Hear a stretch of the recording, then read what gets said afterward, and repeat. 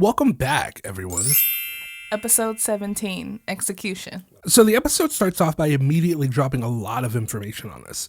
For starters, we now have some understanding of where Rim went. The last time we saw her was at the start of the previous episode wherein she flew off with that spare notebook. It appears as though, in the time that's passed, she's found someone to give it to. Why has she done this? Well, I can't say just yet, but let's take a moment to listen to what she tells this new kidda. You will continue to kill criminals whose names are broadcast. Outside of that, you're free to use the death note however you wish. That's the only condition. Now, that's an interesting thing to tell someone, mostly because it's just not true. There's no inherent obligation to write down the names of criminals who are being broadcasted on the news.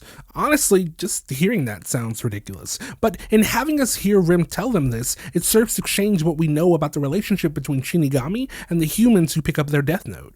I say this because, up until this point, we've never seen a Shinigami outright lie about the conditions surrounding the use of the Death Note. We've seen them be unreliable when giving context about the ways a person can use it, we've seen them provide their own interpretation on the more abstract aspects of it, and we've seen them just kind of forget about certain things regarding it. But we've never seen an instance where a Shinigami has blatantly lied about the conditions surrounding the use of the Death Note. And what makes this interesting is the fact that this acts as a subtle bit of foreshadowing for things to come, which I really like.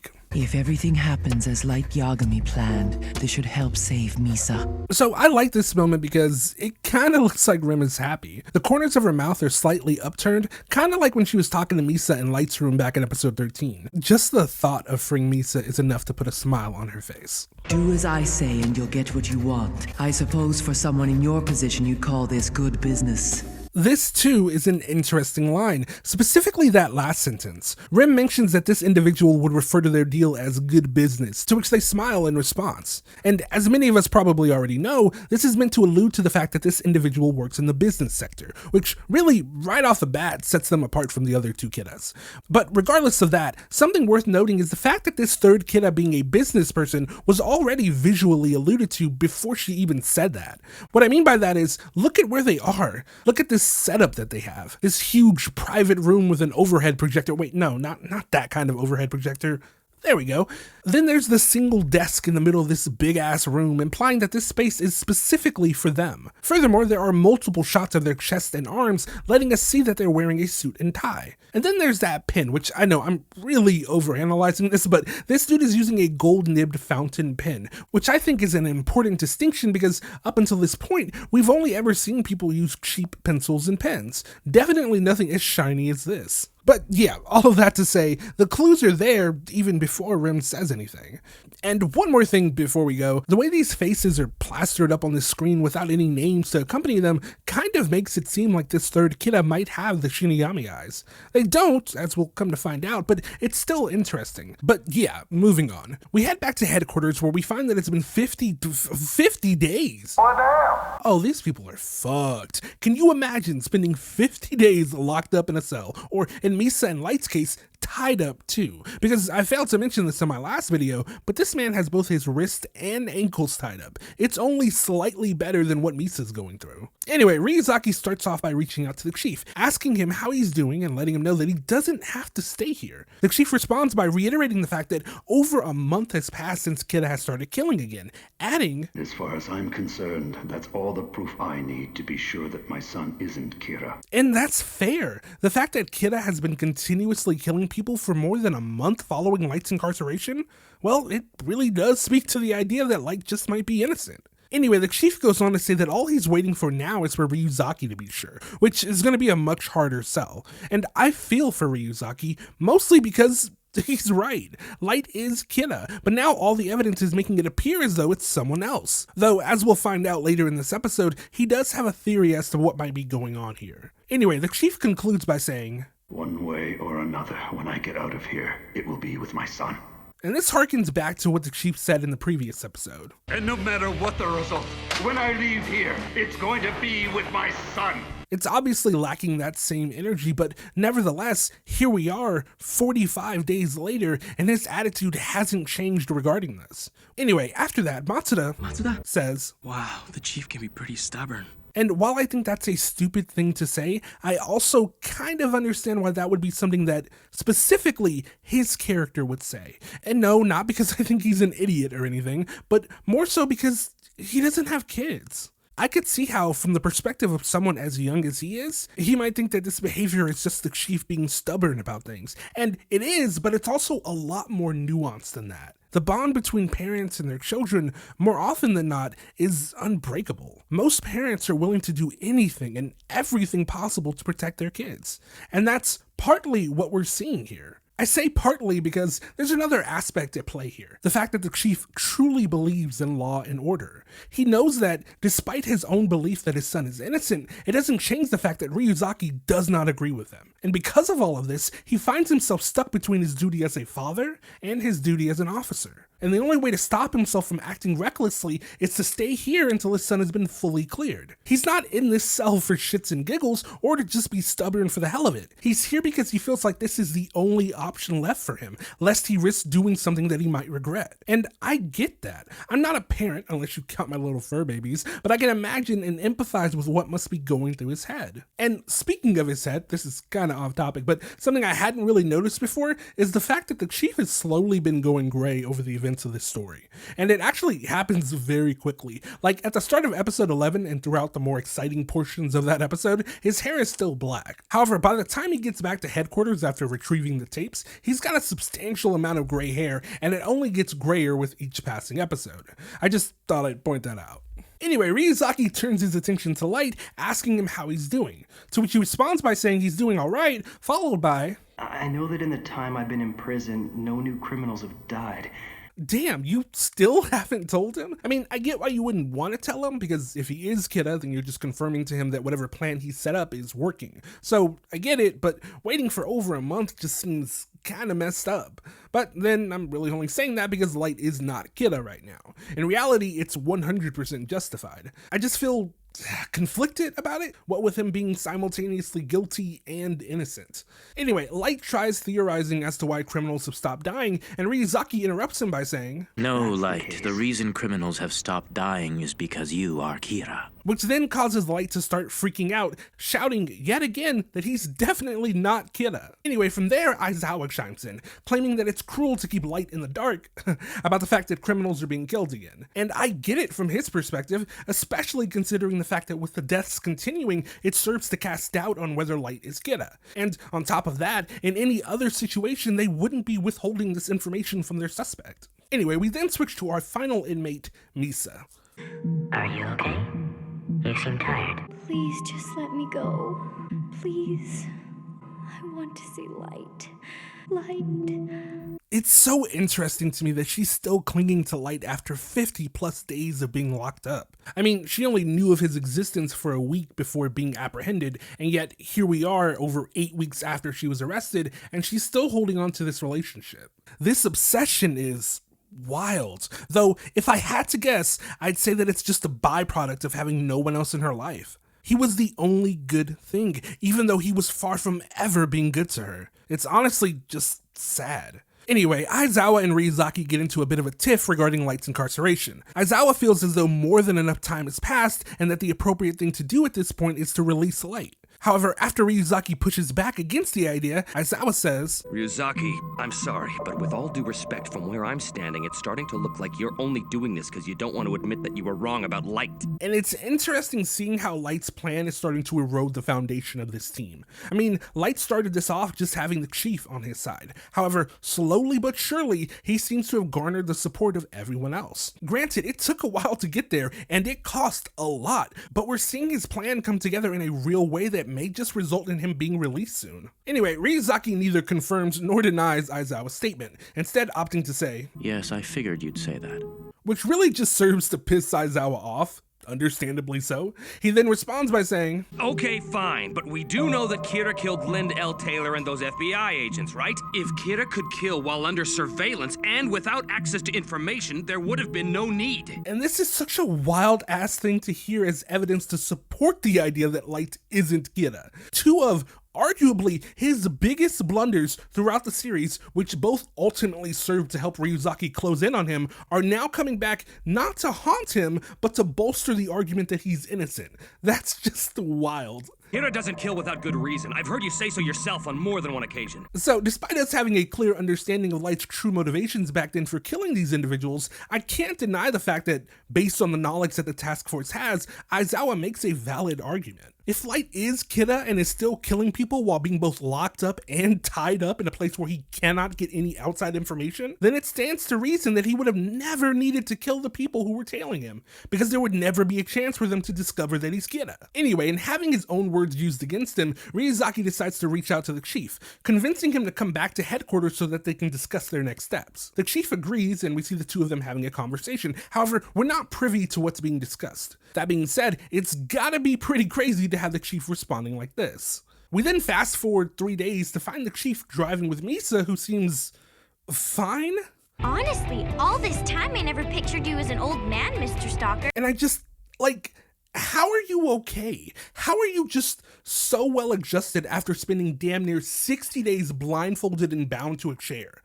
How are you the exact same person who went in there? That's just not realistic. And yeah, I know we're talking about a show where gods of death hand out notebooks that kill people, but outside of that, the show is relatively grounded. Things happen the way they would in the real world. I mean, for the most part, anyway. People in this story have human experiences and realistic reactions to the things happening both to them and to the world around them. These people are shaped by their experiences, and yet that just doesn't seem to apply to Misa. Sure, she was freaked out while being held captive, but the moment she gets out, she's just back to being exactly who she was before.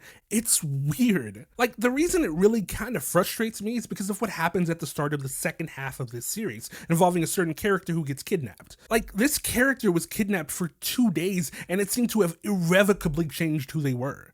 Whatever happened to them traumatized them, and I have to imagine it was on par with what happened to Misa, given the fact that Misa was tortured for 3 days and then held for an additional 50. But here she is, just fine and dandy, chatting him up like he's her fucking Uber driver or something. It's just weird. There's no fear, no anxiety, there's just Misa being Misa. And I get that I was the one who suggested that she was suffering from dissociative amnesia, but as we'll come to find out in just a moment, I don't even know if that's the case anymore. Furthermore, Misa, if you're still working under the notion that this man is your stalker, does the fact that he has now shown you his face not immediately set off some alarms?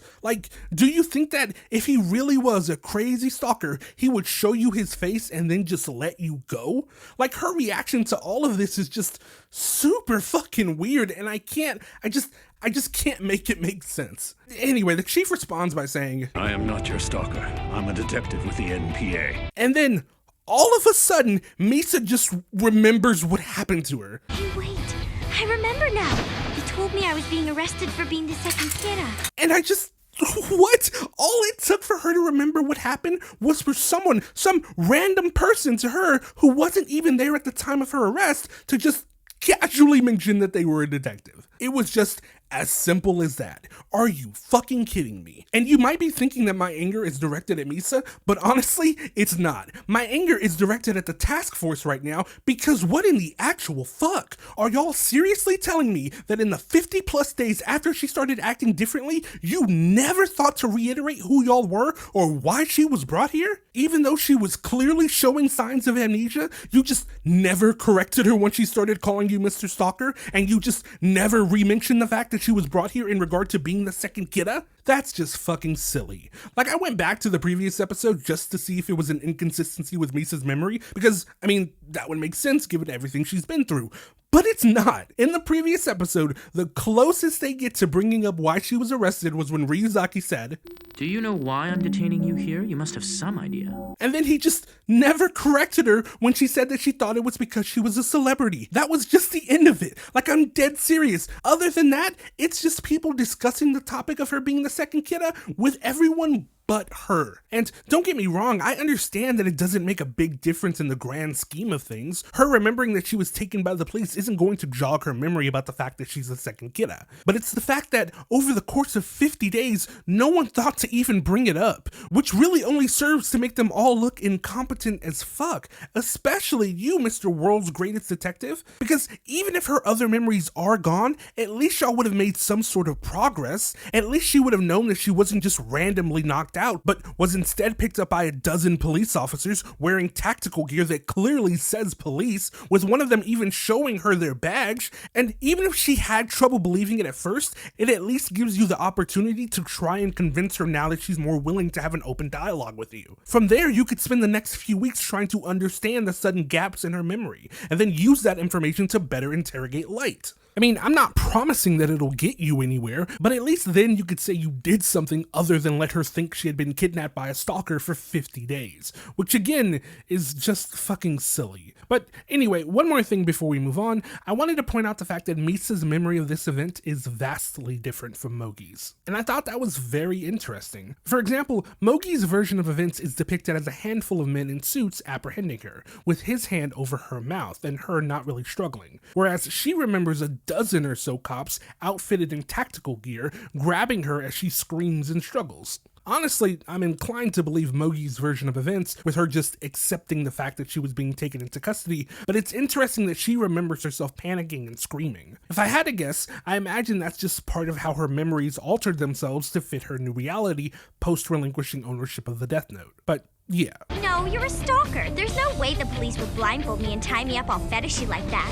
That's a fair point, but well, it is Ryuzaki we're talking about. And furthermore, now that you do remember what happened, why would you still think that this was the work of a stalker? But anyway, we fast forward to the Chief and Misa reaching their location, which happens to be an underground garage or something. Regardless, Light and Aizawa are there waiting. The scene is quick and really just serves to get the Chief, Misa, and Light together so that they can head to their next location. Aizawa, however, stays behind. I do want to point out the fact that Light speaks to his father, asking what's going on, but the Chief doesn't respond. I bring it up because it's the first time they've seen each other in 50 plus days. You'd think that would warrant some sort of excitement or happiness or something, but the Chief is as stoic as ever as he just responds by telling Light and Misa to get in the car. But yeah, as they're riding in the back seat, Light says, I was starting to think I'd never get out of there. Feels good to finally be cleared. No. I am afraid you two are being taken to your execution. What a twist! And yeah, it looks like that conversation between Ryuzaki and the Chief was regarding executing Light and Misa, apparently. Anyway, the Chief tells them that he's driving them to their execution site, adding, It was secretly built in an underground facility not far from here. which seems kinda extra. Like, why build a secret facility just to kill some people at? I mean, you could just go out to the woods and kill them there, honestly. But whatever. Anyway, Light and Misa both freak out as the Chief goes on to tell them that Ryuzaki is convinced that they are Kira and the second Kira. And it's his theory that their deaths will put an end to the killings. Now, this confuses Light even more because, as far as he was aware, the killings had already stopped, but his father informs him that they never stopped, going on to say that Ryuzaki lied because he needed to get a confession. But now it's become irrelevant as the governments of the world just want to sweep it all under the rug. They want Kira to disappear. No trial, no publicity. Which, given their history of basically wanting to offer Ryuzaki up to Kira to save the Director General in episode 11, this definitely seems like something they would opt for. The Chief then goes on to reiterate the same rhetoric we've heard time and time again, of Ryuzaki being the world's greatest detective, that he's never been wrong before, and in response, Light says, You trust L more than you trust me, your own son? and I really like the delivery of that line. You can tell that it stings. The idea that his dad would trust the word of some guy he's known for a few months over that of his own son. You can just hear the betrayal in his voice, and I really dig it. The Chief then goes on to state that if Ryuzaki is wrong, he's promised to put his own life on the line. If the killings don't stop, then he too will be executed. Which is insane, but again, it definitely seems like some shit the ICPO would be on board with. Anyway, the Chief, driving like a maniac, veers off the highway and onto a riverbank. He then says, Listen to me. I'm going to kill you here and then kill myself. well, damn. I know Ryuzaki said he was capable of it, but I didn't think he would really go that far. But before we continue, something I want to point out in this scene is the fact that Brad Swale and Shannon Kent have really been acting their asses off during this entire exchange. Not to say that Chris Britton isn't, but these two are killing it right now, especially Shannon. If you want to die so bad, why don't you kill yourself? If you do this, you're no different than Kira. I not only like this because of her acting chops, but this line in particular is one that I find interesting because it's another brief glimpse at her being intelligent. What I mean by this is, we know she worships Kira, she has no problem admitting that, but she's not so blinded that she can't acknowledge the fact that Kira is evil in the eyes of certain people, like members of law enforcement, for example. And so she's comparing the chief to Kira in order to make him feel guilty about his actions, to make him feel like he's doing something evil by killing Light. It's a smart play, and I want to give her credit for it. Anyway, the tension builds as the chief whips out his pistol and points it at Light's head, which is, oh fuck. Light and Misa continue pleading for him to stop, but the chief seems determined to carry this out to the end, which is why he says, Light, my son. From one murderer to another, I'll see you in hell. Just as the camera zooms out and we hear, and welcome back to How to Use It. First up, if you have traded the eye power of a god of death, you will lose the eye power as well as the memory of the Death Note once you lose its ownership. At the same time, the remaining half of your life will not be restored. So yeah, no takesies backsies on that one. All sales are final on those eyes, which kind of sucks, but also there's not much to analyze here, at least not at this point in the story. So moving on. Next up, you may lend the Death Note to another person while maintaining its ownership. Subletting it to yet another person is possible too. So this is nothing new, we saw it done back in episode 11. However, that term, subletting, is a very weird translation, because every definition I could find on that word deals with renting or leasing a portion of a building, not anything having to do with any other sort of item like a notebook. But what I think they're alluding to is something that happened in the second half of the series, so for now, we'll leave it alone. So, we come back from the break to find that Light is dead. He's dead. I mean, we saw the gun aimed directly at his head. We saw Misa scream. I mean, hell, we heard the gunshot. It's done. It's a fucking wrap. Game over, man. Game over. Or is it? You used a blank. Okay, look, no one's surprised here. We're not even halfway through this series yet. However, he should still be dead, or at the very least, seriously injured, because that's just not how blanks work. That's not how blanks work at all. Blanks can be lethal as hell when shot at close range, and this is pretty fucking close. The gun is literally smoking, and you're telling me that he didn't get hit with anything? Come on now. But yeah, I guess I should explain what happened. This was a test, the goal of which was to determine whether or not Light and Misa would kill the chief. If Light was in fact Kira, the Kira I know wouldn't hesitate to kill even his own father to save himself. Also, if Amane were the second Kira, there is no doubt she would have killed you before you had the chance to fire your weapon. So the logic behind that statement makes sense. I would agree with both the fact that Light would be willing to sacrifice his father to save himself, and that Misa would do whatever it takes to save Light. However, this goes to show you just how little the task force understands how this works. They're working under this idea that it's as simple as wishing death upon a person, when in reality, even if they did have their memories, without their notebooks, they're powerless. So while this did serve to help prove their innocence, it's only because they couldn't have fought back even if they wanted to. But with that being said, if you look at it from the task force's perspective, the chief's actions here are honestly kinda insane. This man rode in the car with two people accused of being Kira, one of whom they know has the ability to kill people just by seeing their face. He was probably shitting bricks this entire time, wondering if either one of them would just straight up kill him. Anyway, Ryuzaki goes on to say that they will continue watching Misa Amane, claiming that, although she insists the tapes we found were just occult videos, the physical evidence we have plus her confession suggest otherwise. And I'm wondering what confession they're referring to, because I couldn't find any mention of that anywhere. She was captured and didn't say anything. Ryuzaki then gave the go-ahead to torture her, and when she spoke again, she begged for Rem to kill her. Where's the confession? If anything, she gives the exact opposite of a confession in episode 15. Does this mean you admit to being the second Kira? Is this the reason you wish to die? No, I don't know anything about the second Kira. So I'm not too sure what that's about, but okay. Anyway, Misa doesn't push back on it too much. And then, as far as Light is concerned, he will be with Ryuzaki 24/7 until they find Kira, to which he responds by saying, Fine by me. We'll catch Kira. Together. Anyway, we transition back to headquarters where we see that Light and Ryuzaki are now handcuffed together, which is an interesting choice, but understandable given all that's going on. But upon seeing them chained together like this, Misa says something peculiar. Looking at you, I never would have guessed. Are you on that side of the fence, Ryuzaki? What? Bro, what are you talking about, man? Excuse me? Like, Misa, they're here trying to take precautions against the biggest mass murderer in modern history, and you're just gonna imply that he's doing this because he's gay? You know, you really shouldn't say that. Say what? Well, say that something's gay when you mean it's bad. And I know she's not blatantly saying that being gay is wrong or anything, but I looked at the original translation and she was meant to say that it's kind of gross. So while they did try and clean it up with the English translation, I guess, it's still a little odd. But then it's also a product of its time, so whatever, moving on. Light and Ryuzaki expressed their discomfort with their new situation. However, if I had to guess who was the most upset about it, I'd go with Misa. But Light belongs to me. I don't want to share him with you. And I just...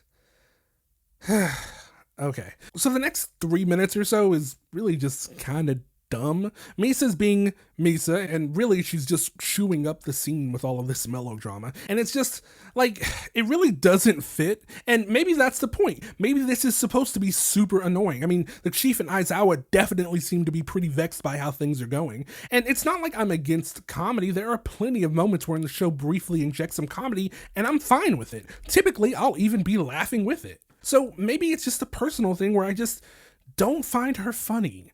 She's just annoying. And it doesn't help that they also start incorporating these cartoony sound effects. Like, listen.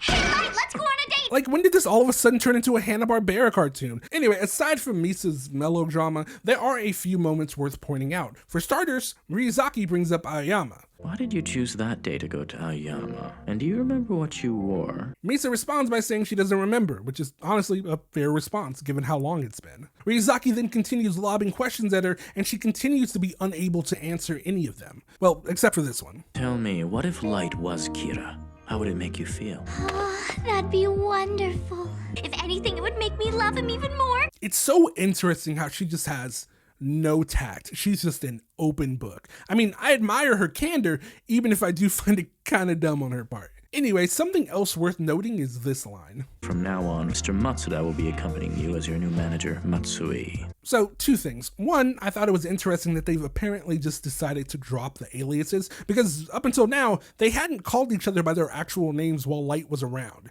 But I guess with both of them being under constant surveillance until Kira is caught, it doesn't really matter if they use their real names anymore. And secondly, I bring this up because Matsuda being her manager will be an important aspect of this arc. Anyway, she's not super thrilled about it, saying, This old guy's my manager? which I think he's around my age, so screw you, Misa. But yeah, at this point, Aizawa has reached his limit of the Misa bullshit and kindly tells her to get the fuck out. And so, with Misa gone, Ryuzaki says, So, Light, are you serious about her? No way. It's completely one-sided. which I don't necessarily have an issue with at face value. It aligns with how he felt about her before he lost his memories. However, when Ryuzaki asks him to fake it so that he can get more information out of her, Light responds by saying, As much as I want to help you, and as important as the Kira case is to me, I can't manipulate a woman's feelings like that. To me, exploiting another person's feelings for personal gain is unforgivable. Which is just such an interesting thing to hear him say, given his extensive history of doing just that. But I guess that's the point, right? This line is meant to act as proof to support the fact that he's a different person now. Though, I gotta be honest, this stance is a little weird, especially coming from someone who claims that they want to be a detective. Because I have to imagine that situations might arise wherein you need to manipulate someone's feelings to get information out of them. Are you really just saying that you'll refuse to do it? It's especially weird because there's evidence to support the fact that Misa is the second Kira. So if it could save dozens, hundreds, or potentially thousands of lives, you'd really stand in the way of that? That just seems silly. It's as if he's a different person now. If this is genuine, it not only implies that Amane was being controlled by Kira, but Light Yagami too. And that's a fair assessment to make, honestly, because this dude is just completely different. Like, even more different than the version of him we saw prior to him getting the notebook. Though, to be fair, he was like that because he felt bored. And this version of him began things smack dab in the middle of a global criminal investigation. So it makes sense that he wouldn't be exactly the same. But, I don't know, it still seems like they were going for maximum contrast between his two personas with his current behavior. Anyway, before we close out of this scene, we need to discuss something regarding Ryuzaki. And honestly, it's kinda, sorta, really fucking dumb. Let's start with this line. Do you think we could come up with some kind of alternative to this system of moving from hotel to hotel every few days? And it's a fair question. Moving hotels every few days does seem like a hassle. I wonder what the solution to that problem could be. Let's see. 23 floors above ground and 2 below. And this is just dumb. Like, really dumb. Because the first question that comes to my mind is, where did you find the finances to build this thing? Because seriously, what the fuck? If I didn't think you were Bruce Wayne before, I definitely feel like you are now, because this is an insane purchase. What's even more insane about it is the fact that Ryuzaki goes on to say that he started building it right after meeting with the chief and the others for the first time.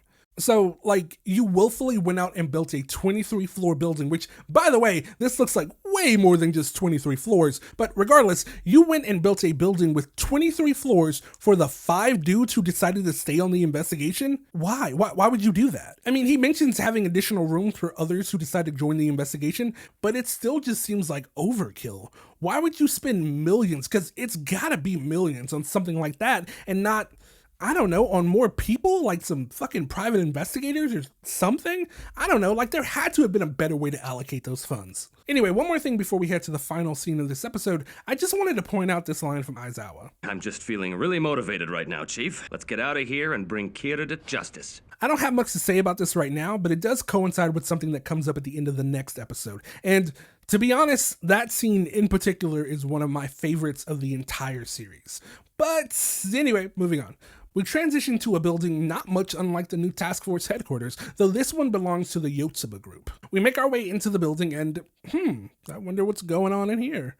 We're all here to further the growth of the Yotsuba group, so the question is, who is going to die? Well, looky here, it looks like we got ourselves a fucking Kira committee, a council of Kiras. But yeah, I suppose in reality only one of them is Kira, but still, they appear to all be working together to decide who Kira will kill, which is kind of wild to think about. But yeah, each of the men go around sharing their piece, some going on about how inconvenient these frequent meetings are. I'm not thrilled that we have to do this every single week. Which, to be fair, as someone who has to go into a lot of meetings at work himself, I get it. I totally get it.